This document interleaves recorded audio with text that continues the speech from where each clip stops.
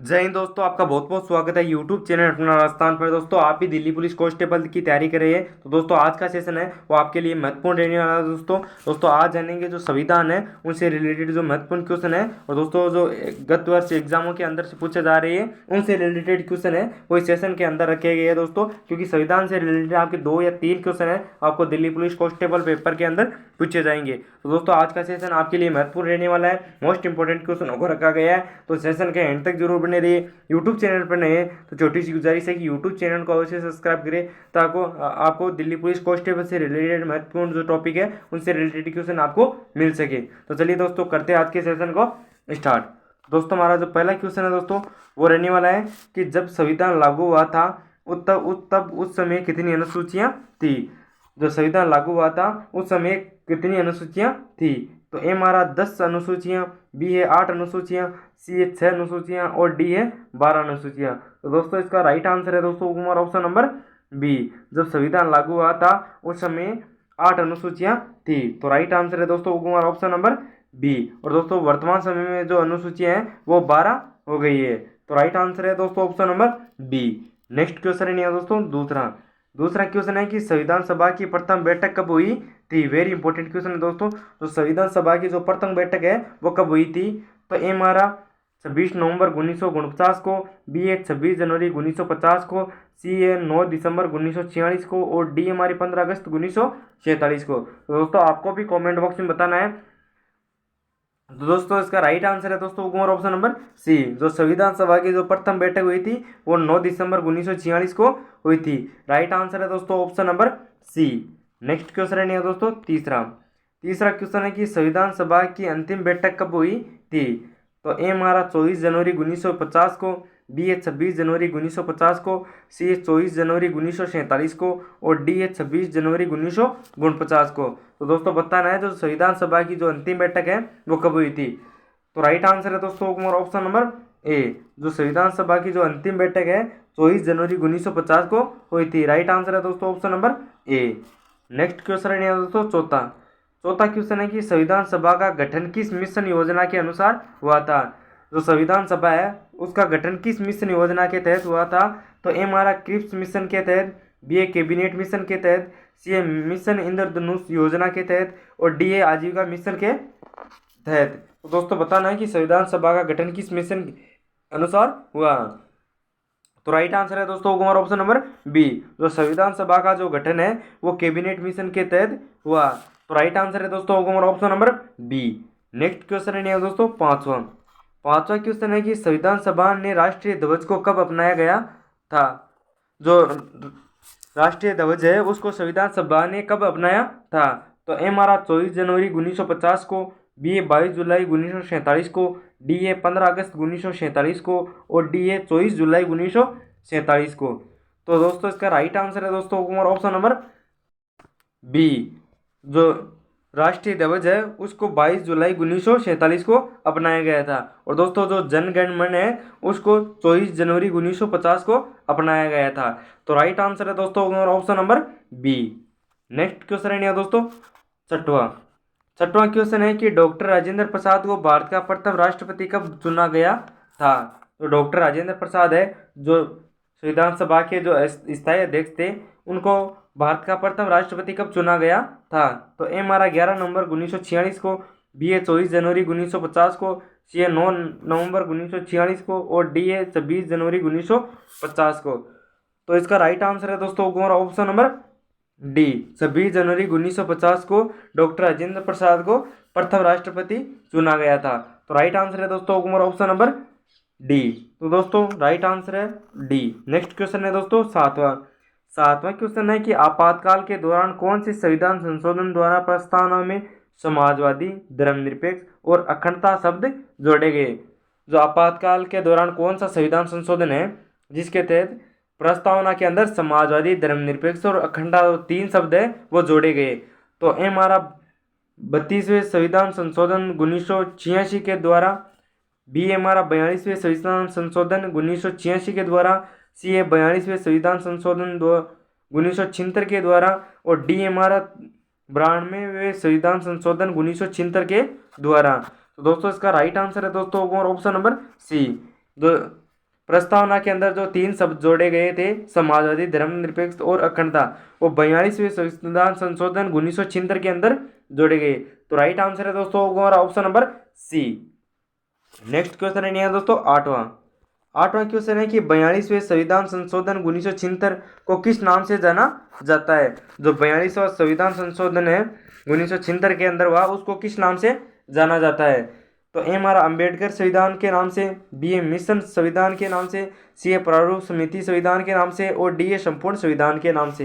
तो दोस्तों इसका राइट आंसर है दोस्तों हमारा ऑप्शन नंबर बी। जो 42वां संविधान संशोधन है 1976 के अंदर हुआ था, उसको मिशन संविधान के नाम से जाना जाता है। तो राइट आंसर है दोस्तों option number B. Next question है दोस्तों नौवां क्वेश्चन है कि भारत के सुप्रीम कोर्ट का गठन किसके द्वारा हुआ था। जो भारत के अंदर जो सुप्रीम कोर्ट है उसका गठन किसके द्वारा हुआ था।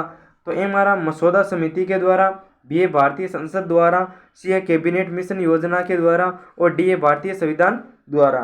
तो दोस्तों इसका राइट आंसर है दोस्तों हमारा ऑप्शन नंबर डी। जो भारत के अंदर जो सुप्रीम कोर्ट का गठन हुआ था वो भारतीय संविधान के द्वारा हुआ था। तो राइट आंसर है दोस्तों हमारा option number D. Next question है दोस्तों 10वां क्वेश्चन है कि भारतीय संविधान का कौन से सभा द्वारा तैयार किया गया था। जो भारतीय संविधान है वो कौन से सभा द्वारा तैयार किया गया था।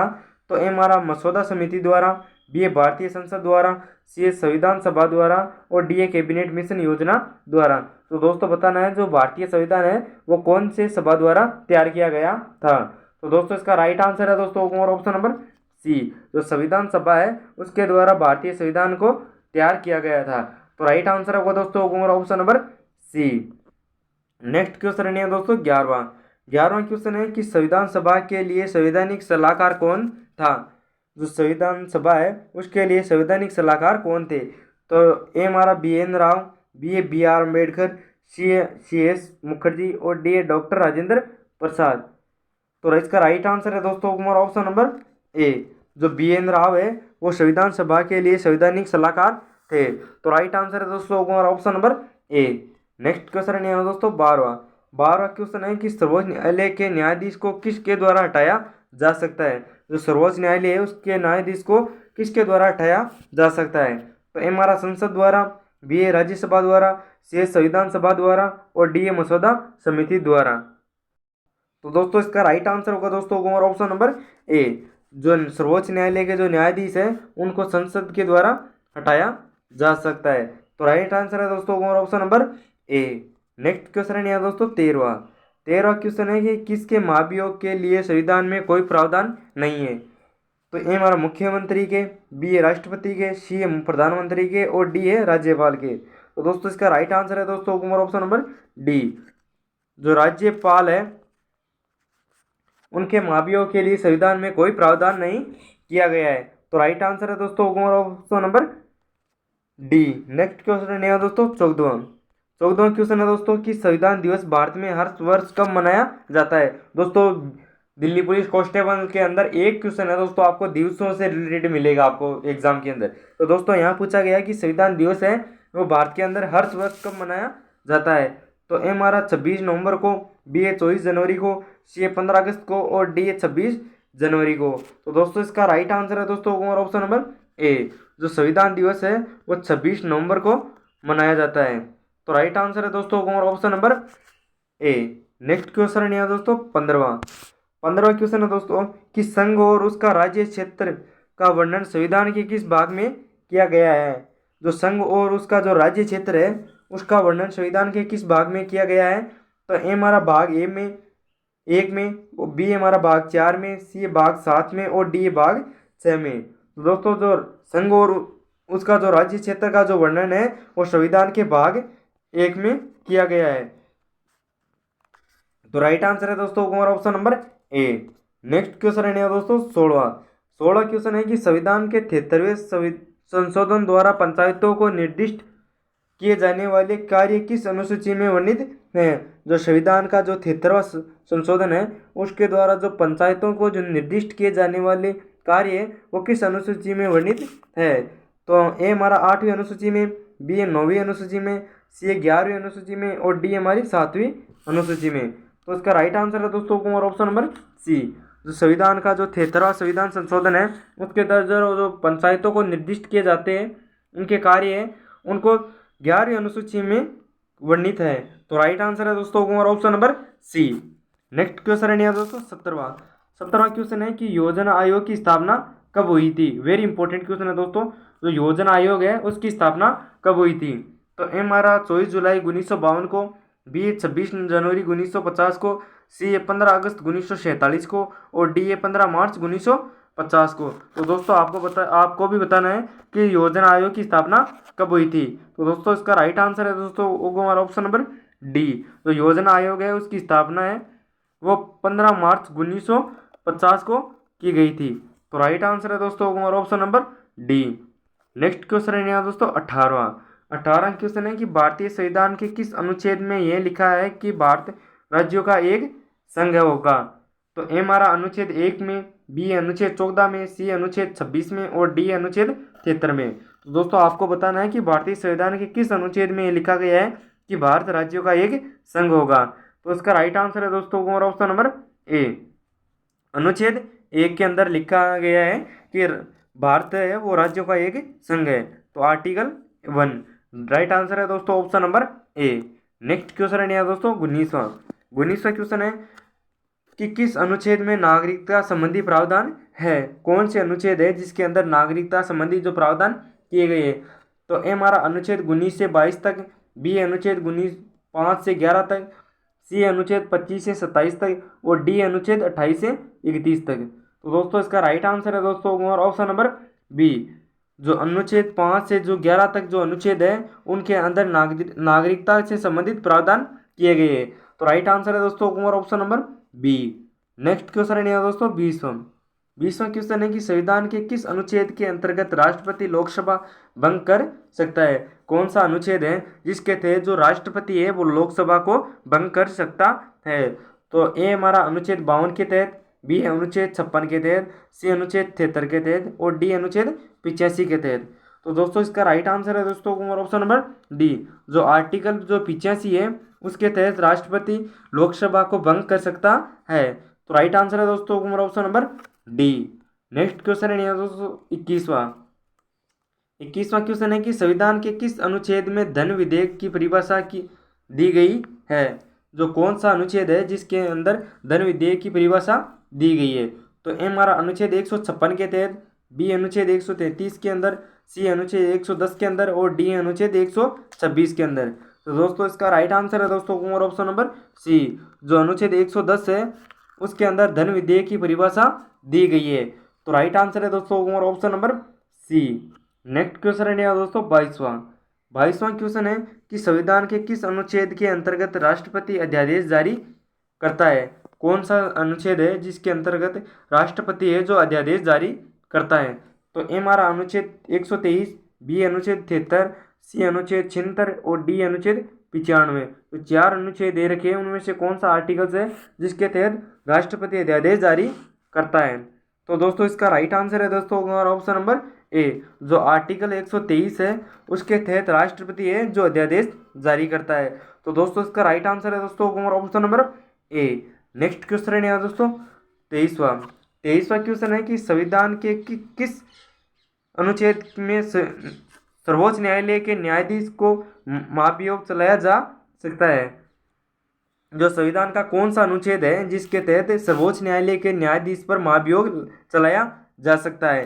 तो ए हमारा अनुच्छेद 252 के तहत, बी अनुच्छेद 310 के तहत, सी अनुच्छेद 124 के तहत और डी अनुच्छेद 95 के तहत। तो दोस्तों इसका राइट आंसर है दोस्तों हमारा ऑप्शन नंबर सी। जो अनुच्छेद 124 है उसके तहत सर्वोच्च न्यायालय के न्यायाधीश पर महाभियोग चलाया जा सकता है। तो दोस्तों राइट आंसर है दोस्तों हमारा option number C. Next question है दोस्तों 24वां क्वेश्चन रहने वाला है कि किस अनुच्छेद में अंतर्राष्ट्रीय समझौते लागू करने के लिए शक्ति प्रदान की गई है। जो अंतर्राष्ट्रीय समझौते हैं उनको लागू करने की शक्ति किस अनुच्छेद के अंतर्गत की गई है। तो ए हमारा अनुच्छेद 253 के तहत, बी अनुच्छेद 342 के तहत, सी अनुच्छेद 256 के तहत और डी अनुच्छेद 193 के तहत। तो दोस्तों आपको भी बताना है जो किस अनुच्छेद के अंतर्गत है जो अंतर्राष्ट्रीय समझौते लागू करने की शक्ति प्रदान की गई है। तो दोस्तों इसका राइट आंसर है दोस्तों ऑप्शन नंबर ए। जो अनुच्छेद 253 है उसके तहत अंतर्राष्ट्रीय समझौते लागू करने की शक्ति प्रदान की गई है। तो दोस्तों राइट आंसर है दोस्तों option number A. Next question है दोस्तों 25वां क्वेश्चन है कि किस अनुच्छेद के तहत राष्ट्रपति वित्त आयोग का गठन करता है। कौन सा जो अनुच्छेद है, चार जो आर्टिकल दे रखे हैं उनमें से कौन सा आर्टिकल है जिसके तहत राष्ट्रपति वित्त आयोग का गठन करता है। तो ए हमारा article 122, B article 191, C article 280 और डी आर्टिकल 286। तो दोस्तों इसका राइट आंसर है दोस्तों ऑप्शन नंबर सी। जो आर्टिकल 280 है उसके तहत राष्ट्रपति वित्त आयोग का गठन करता है। तो राइट आंसर है दोस्तों option number C. Next question है दोस्तों 26वां क्वेश्चन है कि संविधान के किस अनुच्छेद में संघ और राज्यों के लिए लोकतांत्रिक आयोग का प्रावधान है। संविधान का कौन सा जो अनुच्छेद है जिसके अंदर संघ और राज्यों के लिए लोक सेवा आयोग का प्रावधान किया गया है। तो ए हमारा अनुच्छेद 193 के तहत, बी अनुच्छेद 315 के तहत, सी अनुच्छेद 278 के तहत और डी अनुच्छेद 182 के तहत। तो दोस्तों बताना है कि राइट आंसर क्या होगा। तो दोस्तों इसका राइट आंसर है दोस्तों ऑप्शन नंबर बी। जो अनुच्छेद 315 है उसके तहत संघ और राज्यों के लिए लोक सेवा आयोग का प्रावधान किया गया है। तो राइट आंसर है दोस्तों option number B. Next question है दोस्तों 27वां क्वेश्चन है दोस्तों कि किस अनुच्छेद के अंतर्गत हिंदी भाषा को राजकीय भाषा घोषित किया गया है। वेरी इंपॉर्टेंट क्वेश्चन है दोस्तों। जो कौन सा अनुच्छेद है जिसके अंदर जो हिंदी भाषा है उसको राजकीय भाषा घोषित किया गया है। तो ए हमारा अनुच्छेद 96 में, बी अनुच्छेद 56 में, सी अनुच्छेद 343 में और डी अनुच्छेद 73 के अंदर। तो राइट आंसर है दोस्तों ऑप्शन नंबर सी। जो अनुच्छेद 343 है उसके अंतर्गत जो हिंदी भाषा है उसको राजकीय भाषा घोषित किया गया है। तो राइट आंसर है दोस्तों option number C. Next question है दोस्तों 28वां क्वेश्चन है कि संसद को संविधान संशोधन का अधिकार किस अनुच्छेद में है। जो संसद है उसको संविधान संशोधन का अधिकार है वो किस अनुच्छेद में है। तो ए हमारा अनुच्छेद 368 में, बी अनुच्छेद 198 में, सी अनुच्छेद 153 में और डी अनुच्छेद 220 में। तो दोस्तों इसका राइट आंसर है दोस्तों ऑप्शन नंबर ए। जो संसद को जो संविधान संशोधन का अधिकार दिया गया है वो अनुच्छेद 368 के तहत दिया गया है। तो राइट आंसर है दोस्तों option number A. Next question है दोस्तों 29वां क्वेश्चन है दोस्तों कि कौन सी अनुसूची में 22 भाषाओं को मान्यता दी गई है। तो ए हमारा दूसरी अनुसूची में, बी है तीसरी अनुसूची में, सी है 5वीं अनुसूची में और डी है 8वीं अनुसूची में। चार अनुसूचियां दे रखी है, उनमें से कौन सी अनुसूची है जिसके अंदर 22 भाषाओं को मान्यता दी गई है। तो दोस्तों इसका राइट आंसर है दोस्तों ऑप्शन नंबर डी। जो 8वीं अनुसूची है उसके अंदर 22 भाषाओं को मान्यता दी गई है। तो राइट आंसर है दोस्तों option number D. Next question है दोस्तों 30वां क्वेश्चन है कि किस अनुसूची में केंद्र व राज्यों के बीच शक्तियों के बंटवारे का वर्णन है। जो कौन सी अनुसूची है उसके जिसके अंदर केंद्र व राज्यों के बीच जो शक्तियां हैं उनके बंटवारे का प्रावधान है, प्रावधान का वर्णन है। तो ए हमारे तीसरी अनुसूची में, बी 7वीं अनुसूची में, सी 9वीं अनुसूची में और डी है 8वीं अनुसूची में। दोस्तों इसका राइट आंसर है दोस्तों ऑप्शन नंबर बी। जो 7वीं अनुसूची है उसके अंदर केंद्र व राज्यों के बीच शक्तियों के बंटवारे का वर्णन किया गया है। तो राइट आंसर है दोस्तों ऑप्शन नंबर बी। तो दोस्तों आज का सेशन कैसा लगा आप कमेंट बॉक्स में ज़रूर बताना। यूट्यूब चैनल पर नए हैं तो छोटी सी गुजारिश है कि यूट्यूब चैनल को अवश्य सब्सक्राइब करें ताकि दिल्ली पुलिस कांस्टेबल से रिलेटेड जो महत्वपूर्ण क्वेश्चन है उनकी क्लासें आपको मिल सके। और जहाँ जहाँ तक आपकी रीच है उन ग्रुपों में शेयर जरूर करना, वीडियो को लाइक और शेयर जरूर करना। और दोस्तों सेशन कैसा लगा ये आप कमेंट बॉक्स में ज़रूर बताना। आप कमेंट सेक्शन में बताएंगे तो मुझे भी मोटिवेशन मिलेगा और भी आपके लिए महत्वपूर्ण क्वेश्चन है वो आपको इस यूट्यूब चैनल के माध्यम से आपको प्रोवाइड करवाया जाएगा। दोस्तों अब हमारा जो सेशन है वो भी स्टार्ट होने वाला है, जो टेस्ट सीरीज है उनसे रिलेटेड। दोस्तों अब हमारा सेशन है वो भी अब कुछ ही क्षणों के अंदर हम लागू करेंगे। एक टेस्ट होगा जिसके अंदर आपको हर एक दिन 2 या 3 टेस्ट सीरीज है वो आपको प्रोवाइड की जाएगी ताकि आपकी मेहनत और बढ़िया हो सके दिल्ली पुलिस कांस्टेबल के लिए और आपका सिलेक्शन हो सके।